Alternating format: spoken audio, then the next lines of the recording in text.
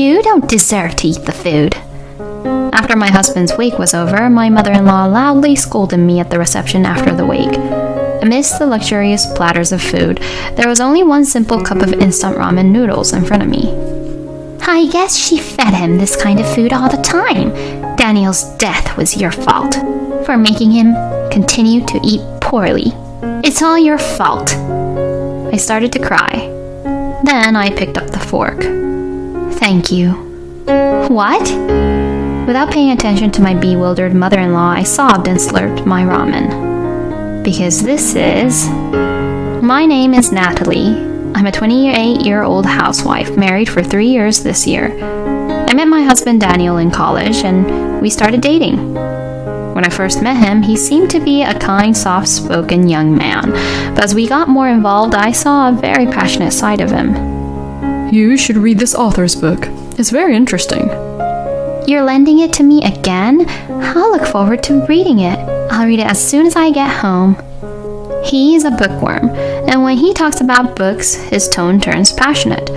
Since I love to read too, we got along right away and started going out.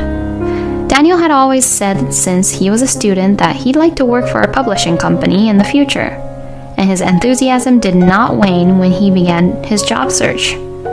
I still remember how happy I was for him when we hugged each other on the day he received the letter of offer. I was also interested in working in the publishing industry, but my parents wanted me to get a job as a medical clerk and work at a nearby clinic, so that was what I did. And we started living together upon graduation. And when I was in my third year of working and getting used to the job, we decided to get married. We were really happy living together, so I had no hesitation when accepting his proposal. However, there was one big change when we got married. If you don't want to, I won't force you to. But can we live with my mother? Daniel made this suggestion apologetically at the dinner table. Daniel's father had passed away in a car accident when he was in high school, so his mother now lived by herself. Daniel also has an older brother, Kevin, but he and his mother don't seem to get along well, and he left home as soon as he started college. Okay, I'm sure your mother would be worried about living alone forever. I was a little hesitant, but gladly accepted. I had seen my mother-in-law several times since I visited Daniel's parents' house, and she had been kind to me, so I wasn't too worried about living with her. Besides, I knew that Daniel loved his mother very much, and often contacted and visited her. So I kind of expected that he would ask about living with his mother, taking into account the situation. We moved out of the apartment we were living in and moved in with his mother. At the time, I thought that we would begin a happy life together with my husband, who cherishes his family, and my mother-in-law, who is kind to me. However, my hopes were dashed as soon as we moved in together. Why is dinner so late? Make it by 6 o'clock. I usually go to bed early, but I have to work until 5. You're talking back at me like that? Don't get carried away. You're just as slow as your parents. I'm sorry. When we started living together, my mother-in-law's attitude changed drastically. In front of Daniel, she acts nice to me, but when he is away from home, she starts to bully me. The harassment is not limited to verbal abuse. When my mother-in-law took a bath before me, the hot water in the bathtub was drained out, and I even found some of my favorite clothes that were in the living room thrown away. At first, I put up with it, but the harassment gradually escalated. I couldn't take it anymore. So after a few months, I thought of talking to Daniel about it, but... You've been looking a little down lately. Is there something troubling you? Actually... No, it's nothing. Maybe I'm just tired from staying up late. I see. Well, I'm sorry, but I have an early start tomorrow, so I'm going to bed first.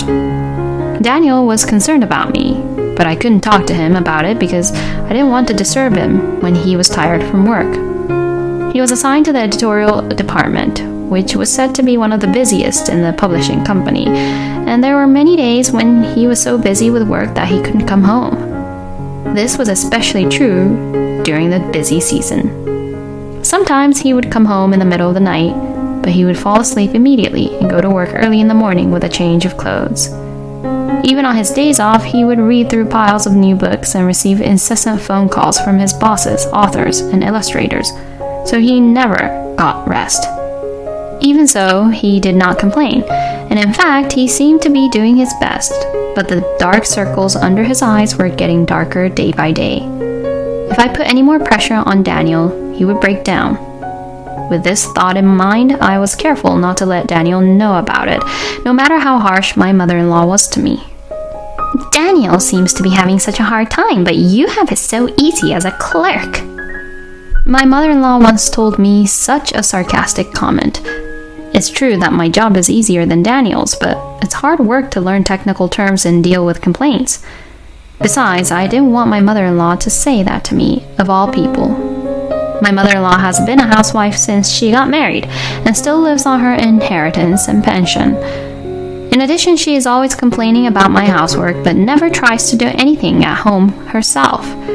She spends all day watching TV and going out to lunch with her friends. Does she think I'm her free housekeeper?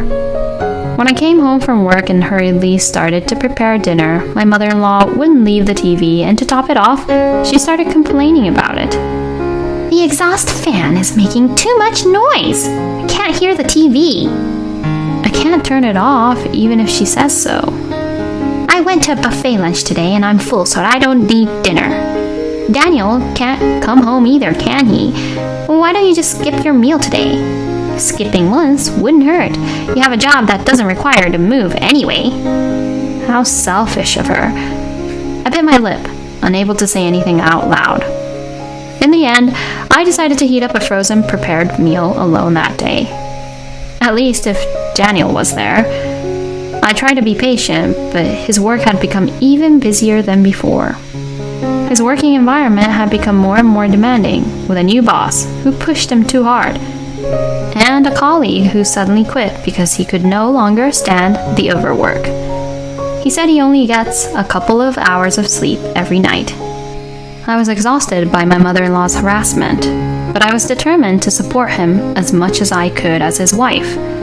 On days when he came home late, I cooked a well-balanced dinner that was easy to digest and put a relaxing aroma in the bedroom. As a wife supporting her husband, none of these things were special, but Daniel seemed to realize my efforts. I also kept a spare of Daniel's favorite items, from cups to socks, and replaced them with new ones as soon as they broke. Recently, perhaps due to fatigue, he has been dropping cups and forks in his hands. And when I immediately offered him the same cup that broke, he was surprised. Wow, you've been ready. I'm so thankful for you always taking care of me, even though I haven't been available at the house.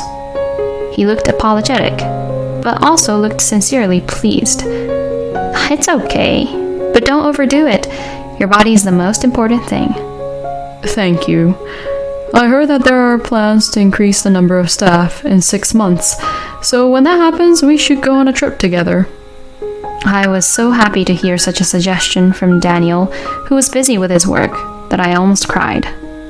And since we hadn't had any time alone without my mother-in-law for a while, I made up my mind to endure this life, looking forward to the trip.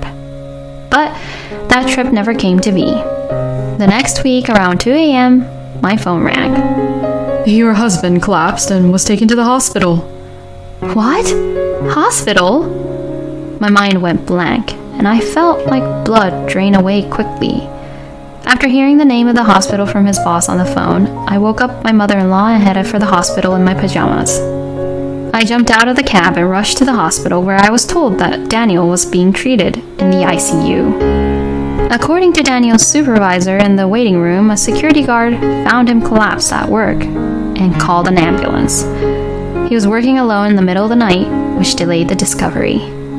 The doctor came out of the treatment room shortly afterwards, and my mother-in-law and I crowded around him as we demanded an explanation. The doctor's diagnosis was that he had suffered a stroke, probably caused by overwork. Doctor, will my husband recover? He still has a beating heart, but honestly, the situation is very difficult. I'm so sorry. He said that since his symptoms were so severe, maybe he had been feeling numbness in his limbs on a regular basis. Come to think of it, That's why he used to drop his forks and cups so often. I blamed myself so much for not noticing the signs that I slumped down on the spot and couldn't move for a while. Please, Daniel, wake up. I prayed desperately for Daniel's recovery, but he did not wake up and passed away a few days later. I couldn't believe Daniel was gone, that I could hardly eat. Still, I felt I had to fulfill my role as a wife, and together with my mother-in-law, we prepared for the funeral. My mother-in-law seemed equally sad, but she kept venting her pain on me.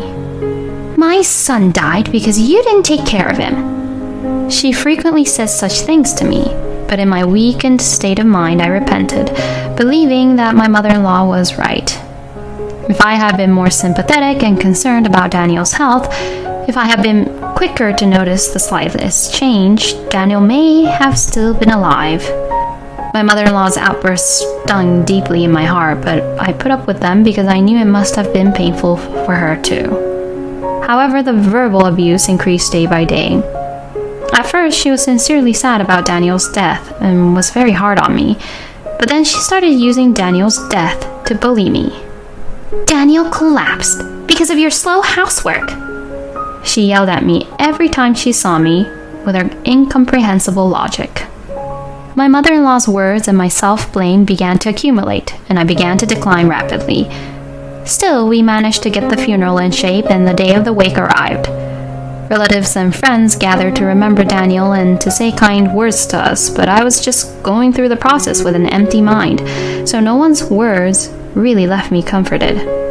Perhaps because I was so zoned out, my brother-in-law Kevin called out to me. I think Daniel was happy to have married you, Natalie. I know it's hard now, but you only have to hold on a little longer. Yes, thank you. I had met him several times while preparing for the funeral, and he has a kind and warm personality, just like Daniel. I felt a little warmth when he said that to me, since they all sounded alike. But what does that mean? That I only have to hold on a little longer? The wake went smoothly, and we were to go to the room where the reception would be held. I was running late as I was being approached by Daniel's colleagues on the way, and I hurried to the table for the relatives. Almost everyone was there, and when I took my seat, I saw an unbelievable sight. There was only one simple cup of instant ramen noodles in front of me. As I froze, my mother-in-law, who was sitting across from me, stood up. She was so lazy and didn't care about my son that she fed him this kind of food when he came home exhausted.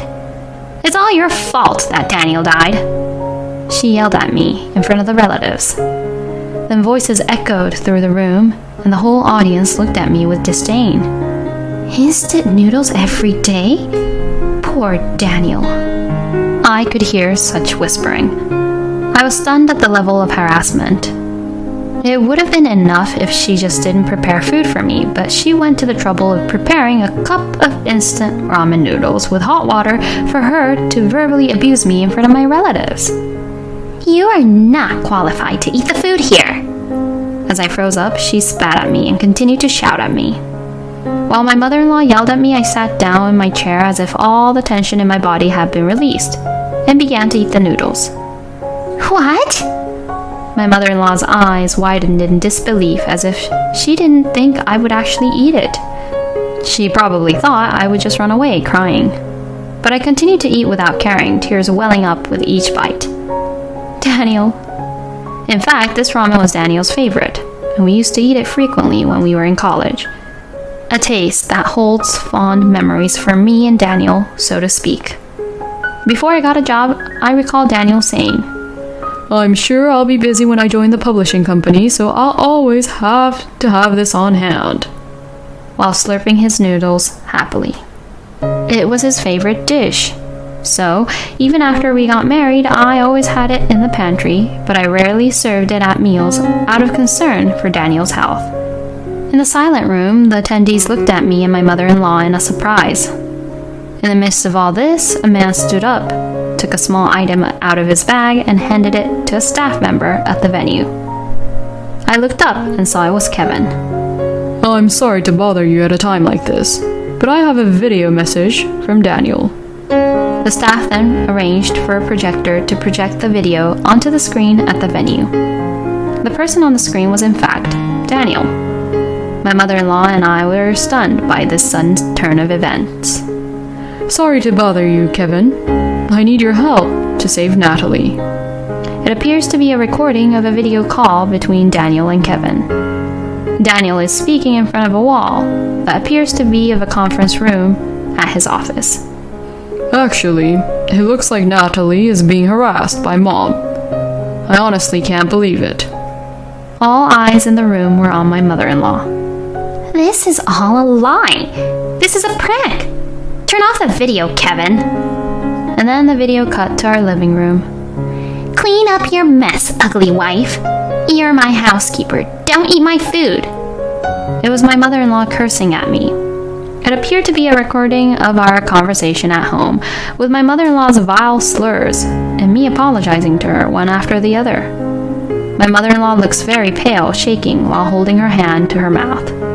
Daniel appeared on the projector again and began to explain. According to the story, he said that he didn't think his mother, who took such good care of him, would ever do such a thing, but he couldn't get rid of his doubts, so he has set a camera in the house. Seeing the recordings, Daniel was convinced that terrible wife bullying was taking place. However, he felt that if he pointed this out directly to his mother, she might take that situation and make it even worse. So he decided to denounce it as thoroughly as possible in the presence of a third party and consulted his brother remotely from his work. Natalie has always been so devoted to me.